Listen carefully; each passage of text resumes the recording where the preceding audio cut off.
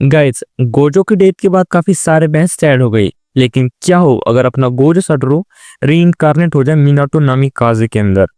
हाँ, आपने सही सुना, रीइंकार्नेट। अब जिन भी लोगों ने इसाकाई एनीमे देख रखे उन्हें पता होता है कि रीइंकार्नेशन का मतलब क्या होता है, मतलब पुनर्जन्म। और रीइंकार्नेट का मतलब थोड़ा अलग होता है। किसी करेक्टर का अगर ट्रक से या किसी भी वजह से कोई एक्सीडेंट हो जाए तो वो किसी और बॉडी के अंदर रीइंकार्नेट होता है, मतलब बॉडी के अंदर वो दूसरा पुनर्जन्म लेता है।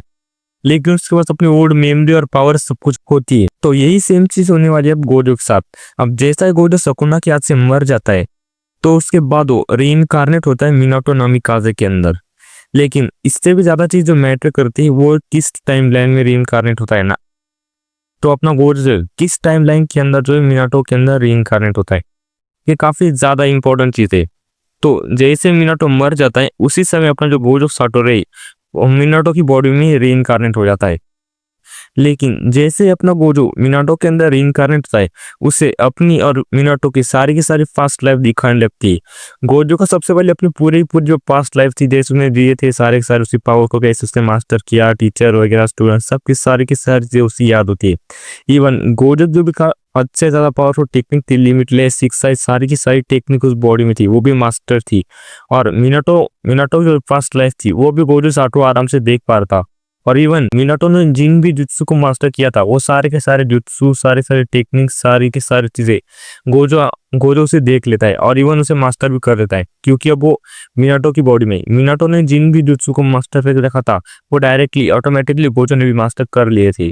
और गोजो ने रखा था तो वो भी हो गई। गोजो जैसे मिनाटो के अंदर रीइंकार्नेट होता है अब तो उससे कुछ साइड इफेक्ट हो गए। जैसे मिनाटो के जो बाल थे येलो कलर के थे वो का हद से ज्यादा सफेद हो जाएंगे, उससे थोड़ा चेहरे का शेप बदल जाएगा, उसकी जो आकृति है वो सिक्स साइड में कन्वर्ट हो जाएंगी, मतलब ब्लू। और इसका जो चक्र है अब वो चक्र नहीं रहेगा, नॉर्मल चक्र नहीं रहेगा। अब जो कर्स एनर्जी और जो नारुतो का चक्र है वो काफी ज्यादा सेम है। तो इसी वजह से उसका जो चक्र है वो कन्वर्ट हो जाएंगे कर्स चक्र में। गाइस, अब जैसे गोजू साटो से वो रीइंकार्नेट होकर खड़ा होता है, मतलब अपनी आंखें खोलता है तो देखता है उसके सारे के सारे बाल सफेद थे, आंखें ब्ली हुई, चेहरा साइड बदल गया।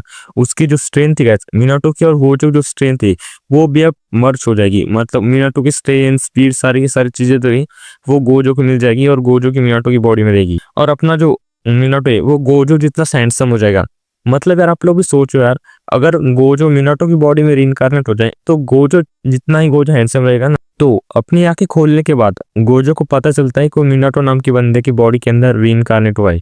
तो सबसे पहले जो उसकी साइड में कुशना की डेड बॉडी होती है, 9 डेथ के अटैक में जो अपना मिनाटो और कुशना दोनों एक साथ मर गए थे, तो दोनों की बॉडी आसपास रहेगी। और गोजो है जैसे मारा था, जैसे मिनाटो और कुशना मरते उसी टाइम पे जो अपना गोजो है अगले पल रीइंकार्नेट होता है।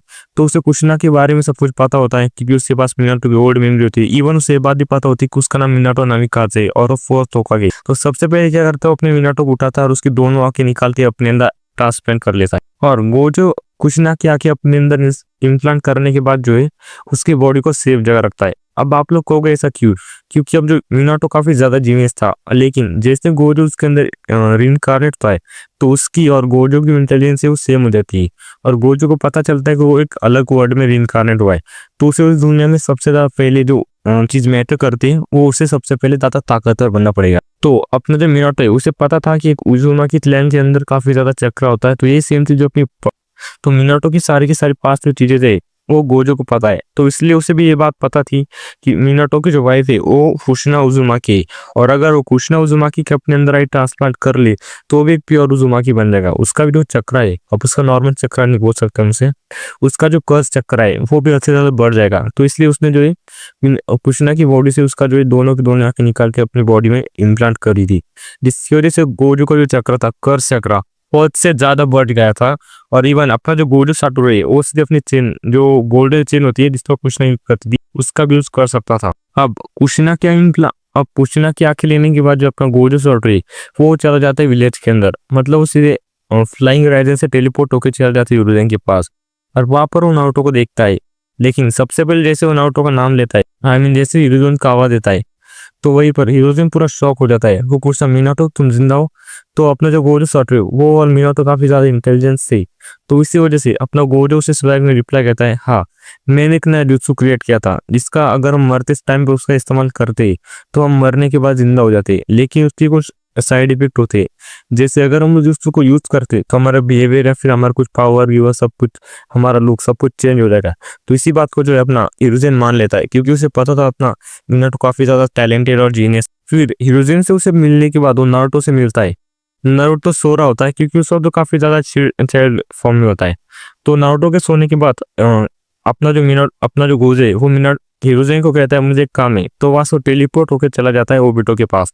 अब क्योंकि मिनाटो ने ओबिटो पर एक मार्क छोड़ के रखा था, इससे वो कभी भी टेलीपोर्ट होकर वहां पर पहुंच सकता है, मतलब ओबिटो के पास पहुंच सकता है। और वहां पर पहुंचने के बाद जो अपना गोजे सटोरी मिनाटो को काफी स्वैग में हेलो हाउ आर यू कहता है, जिसके बाद ओबिटो की पूरी फट जाती है क्योंकि उसने मिनाटो को देखा था। उसने खुद अपनी आंखों से देखा था कि मिनाटो मर गया था, लेकिन वो पूरी शॉक हो जाता है कि मिनाटो अभी सो जिंदा कैसे। और अपना जो ओबिटो है उसके पास कोई रहने की जगह नहीं थी, तो वहीं पर रहेगा जहाँ पे उसने माद्रा की जो गुफा थी, जहाँ पर कई सारे शारिंगन और मांगी के शारिंगन थे, वहां पर वो होता। ओबिटो को लगता है कि वो मिनाटो है, तो ओबिटो डायरेक्टली उस पर जो है कुनाई नाइट से हमला करता है, लेकिन देख के शॉक हो जाता है। वो कुनाई नाइट ओबिटो देख के शॉक हो जाता है क्योंकि कुनाई नाइट जो है वो गोजो को लगता है नहीं, क्योंकि बिकॉज उसकी इन्फिनिटी की वजह से। फिर अपना जो गोजो है एक स्लैश अटैक जो करता है ओबिटो पर होता है, लेकिन वो जो स्लैश अटैक है ओबिटो के आर पर हो जाता है और सारे सारे उसके पीछे जो शारिंगन थे वो सारे कट जाते हैं। तो गोजो तुरंत से वहां पर टेलीपोर्ट हो जाता है और उन शारिंगन को जो है टेलीपोर्ट कर एक सेव रख देता है। अब वैसा गोजो इसलिए करता है क्योंकि उसे भी ताकतवर बनना था, ऐसा वैसा।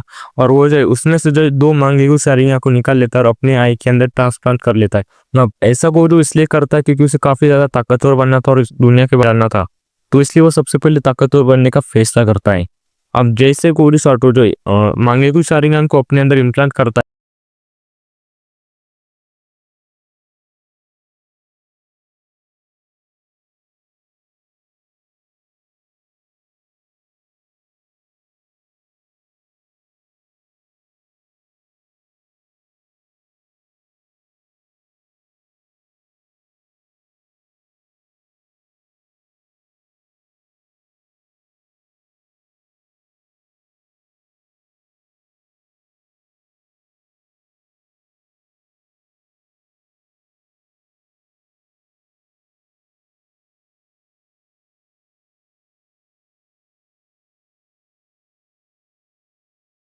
तो आप लोग इन दोनों सीन में देख सकते हैं जहाँ पर वो जो है एक स्लैश अटैक करता है और यहाँ पर वो साइकिक अटैक का भी यूज कर सकता है, जिससे अपोनेंट के दोनों हाथ पैर कुछ भी चीजों को ग्रैब कर सकता है। और मिनाटो ने अभी अभी जो नाइनटेल को सम्मन किया था और इतनी बड़ी बैटल लड़ी थी, तो इस वजह से पूरा पूरा थक चुका था। तो इसकी वजह से जो आधे मांगे की शारिंगन और शारिंगन को लेकर जो है वहां से टेलीपोर्ट हो जाता है। और फिर क्या अपना जो गोजो साटोरी है वो भी अपने विलेज की तरफ टेलीपोर्ट हो जाता है, क्योंकि उसके पास ऑलरेडी टेलीपोर्टेशन की जो एबिलिटी। फिर क्या अपना गोजो साटोरू जो है फिर से ओबिटो के पास टेलीपोर्ट हो जाता है, लेकिन वो वहाँ पर टेलीपोर्ट होता है नहीं, क्योंकि अपना जो ओबिटो है उसने जो अपने कपड़े बदल लिए थे। तो आपको भी याद होगा जब मिनाटो ने उस पर जो कर्स मार्क लगाया था, मतलब जो मार्क लगाया था फ्लाइंग राइजिंग का, वो सिर्फ उसके कपड़ों पर लगाया था। तो ओबिटो जो अपने कपड़े उतार के वहां से टेलीपोर्ट हो, जिसकी वजह से जो अपना जो गोजो है वो ओबिटो के पास जो है टेलीपोर्ट नहीं हुआ। और गोजल उसी शारिंगन को अच्छी तरह से देख भी लिया था, तो कॉपी हो गई थी उसी शारिंगन, उसकी आंखों में बस बैठ गई थी एकदम। तो फिर इसके बाद जो अपना गोजे वो विलेज की तरफ लौट आता है उन सारे शारिंगन के पास, शारिंगन के साथ। लेकिन वो जो सारे शारिंगन थे मांगी हुई शारिंगन, उन्हें सेफ जगह पर रख देता है। लेकिन विलेज में लौटने के बाद जो अपने आप सबके मन में डाउट होता ही होगा, उससे पहले आप सबके मन में डाउट होगा ही होगा कि गोजो की जो मांगी कुछ शारिंगन है, आई एम कर्स मांगी कुछ शारिंगन, उसकी एबिलिटी क्या होगी। तो गाइस उसकी एबिलिटी बिल्कुल नॉर्मल सी जो शारिंगन होती है मांगी कुछ शारिंगन की वही होगी, बस उसमें कुछ एक्सटर्नल एबिलिटी ऐड होगी। जैसे हम शारिंगन से किसी भी जुत्सु को कॉपी कर सकते हैं, तो अब इस कर्स शारिंगन की वजह से अपना जो गोजो है वो किसी भी कर्स टेक्निक को भी कॉपी कर सकता है। और वो जो है पहली बार में अपना सुसानो का भी यूज कर पाता है, और जिसकी वजह से अपना जो गोजो है वो पहली बार में ही अपना परफेक्ट सुसानो को जो एक्टिवेट कर लेता है, जो कि बिल्कुल। अब आप लोग को अपना जो गोजो है वो पहली बार में सुसानो को परफेक्ट कैसे कर पाया था। तो हम सबको पता है जब काकाशी ने सुसानो को यूज किया था तो उसके अंदर जो सेज पाथ का चक्र था, जिसकी वजह से वो परफेक्ट सुसानो को अवेकन कर पाया था। इवन इंद्रा जो सेज ऑफ सिक्स पाथ है वो भी इसी वजह से अपने परफेक्ट सुसानो को अवेकन कर पाते हैं, क्योंकि उनके पास जो था अपना एक एक्सटर्नल चक्र था। तो गोजो के पास भी एक्सटर्नल कर्स चक्र है, उसकी वजह से जो अपने परफेक्ट सुसानो का अवेकन कर सकते। तो विलेज में आने के बाद जो अपना गोजो साटोरू है वो नारुतो के अंदर से जो अपना 9 टेल है उसे उस सील को अनलॉक करता है, और जो 9 टेल होता है वो खुद के अंदर सील कर लेता है। क्योंकि अब गोजो ने खुद के अंदर जो क्योंकि अपना जो गोज है वो किसी भी बच्चे के ऊपर इतनी ज़्यादा बड़ी रिस्पॉन्सिबिलिटी नहीं डालता कभी भी। मतलब उससे यार रिस्पॉन्सिबिलिटी को खुद उठाने की आदत है, तो इसी वजह से अपना जो गोज है वो नाइन टेल को अपने अंदर सील कर लेता है, जिसकी वजह से विलेज को सबको लगता है कि फोर्थ होकागे ने खुद के अंदर नाइन टेल को सील कर रखा है और नारुतो जो है फोर्थ होकागे का बेटा है। तो फोर्थ होकागे की वापस आने की खुशी में पूरा पूरा विलेज जो है वो सेलिब्रेशन करने लगता है। फिर क्या, सेलिब्रेशन खत्म होने के बाद जो है अपना गोजो साटोरू है सीधे कंट्रोल कर लेता है नाइन टेल पर, क्योंकि अब वो कुशिना की जो है सारी की सारी जो पावर ले सीलिंग जुत्सु चक्रा चक्रा जो चेन होती है उन सब का यूज कर सकता है। इवन वो सुसानो एंड गेन जुत्सु का भी यूज कर सकता है। अब उसके बाद जो कर्स मांगे की शारिंगन है तो कर्स पावर का भी यूज कर सकता है, जिसका सुसानो होगा कर्स सुसाना, जो कि ब्लू कलर का होगा। तो इसी की वजह से वो जो नाइन टेल पर कंट्रोल कर लेता है। और वो इसी के साथ साथ जो केसिया मतलब पुरामा सेज मोड का भी यूज कर पाता है, जो कि लेकिन उसमें फर्क कितना होगा कि अपना जो नारुतो था वो गोल्डन कलर का था उसका सेज मोड, और गोजो का जो होगा वो ब्लू कलर का होगा। और जब गोजो के बाद पता चले तो किसी भी कर्स टेक्निक को कॉपी कर पाता है, तो अपना गोजो साटो जो सारी की सारी जो जुजुत्सु काइसेन की यूनिवर्स जो भी टेक्निक होती है उन सबको कॉपी कर लेता है, क्योंकि गोजो साटो one of the strongest sorcerer है जेजेके का। तो और उसे सारी की सारी टेक्निक के बारे में सब कुछ पता है, तो कुछ जो मेन टेक्निक है वो कॉपी करता है। पहली थी कि सकुना की जो सारी सारी टेक्निक है वर्ड स्लैश अटैक, फायर की फायर कंट्रोलिंग है, इसको कॉपी करता है।